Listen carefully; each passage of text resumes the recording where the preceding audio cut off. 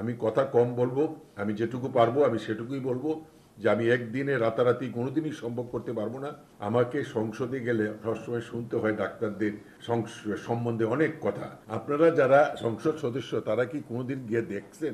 উনারা যদি যে এলাকার সংসদ সদস্য ওই হাসপাতালে গিয়ে ব্লাড প্রেশার চেক করান, নিজেদের চেক আপ করেন, তাহলে তো হাসপাতালের মান অনেক বাড়ে। তাহলে তো সাধারণ মানুষেরও আস্থা ফিরে আসবে, মানুষ বিদেশ যাবে না। ওনারাও তো চলে যান বিদেশ। আমার মাননীয় প্রধানমন্ত্রী কিন্তু বিদেশ যান না। কালকে একটা প্রাইভেট ক্লিনিকে গিয়েছিলাম, আমার কাছে খুব কষ্ট লাগছে যে আমার কোনো আপত্তি নেই, ক্লিনিক চলবে, ক্লিনিক চলবে না, কিন্তু একটা ইমার্জেন্সিতে একজন ডাক্তার একটা অ্যাপ্রন পরবে না, কিংবা একটা অক্সিজেনের সিলিন্ডার খালি থাকবে, সাকার মেশিন থাকবে না, এটা তো মেনে নেওয়া যায় না। এটা কোনোদিনই মানুষের জীবন তো একটা, এই চলে গেলে আর কেউ ফেরত আসবে না। আমি কিন্তু একটা কথায় খুব বিশ্বাস করি, কথা কম কাজ বেশি। আমি কথা কম বলবো, বেশি কথা বলে আপনাদেরকে মিথ্যা আশ্বাস দিয়ে যাব না। আমি যেটুকু পারবো আমি সেটুকুই বলবো। যে আমি একদিনে রাতারাতি কোনোদিনই সম্ভব করতে পারবো না। কারণ যে সমস্যা সমাধান করতে আমার একটু সময় লাগবে, বা আপনারা আমাকে সহযোগিতা করলে আমার বিশ্বাস আমি একটা লক্ষ্যে পৌঁছতে পারবো। আমাকে সংসদে গেলে সবসময় শুনতে হয় ডাক্তারদের সম্বন্ধে অনেক কথা। কিন্তু আমি মাননীয় সংসদ সদস্যদেরকে সবসময় একটা অনুরোধ করি যে আপনারা কি আপনাদের হাসপাতালগুলোতে যান? আপনারা যারা সংসদ সদস্য তারা কি কোনোদিন গিয়ে দেখছেন? ওনারা যদি যে এলাকার সংসদ সদস্য ওই হাসপাতালে গিয়ে ব্লাড প্রেশার চেক করান, নিজেদের চেক আপ করেন, তাহলে তো হাসপাতালের মান অনেক বাড়ে। এটা তো সত্যি।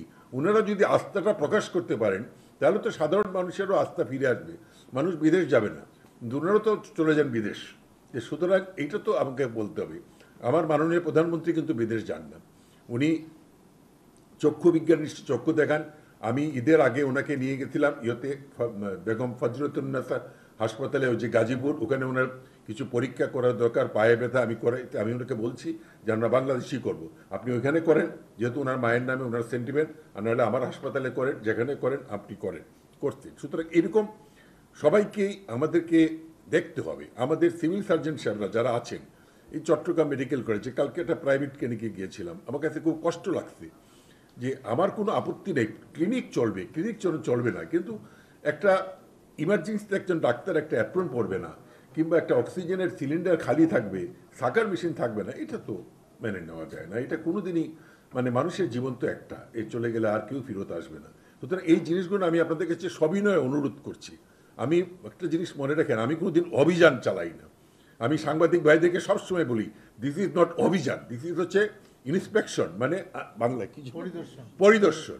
কিন্তু অভিযান বলতে তো বোঝা যায় যে জঙ্গি বাহিনীকে ধরার মতো অভিযান, কিন্তু আমি অভিযানে যাই না।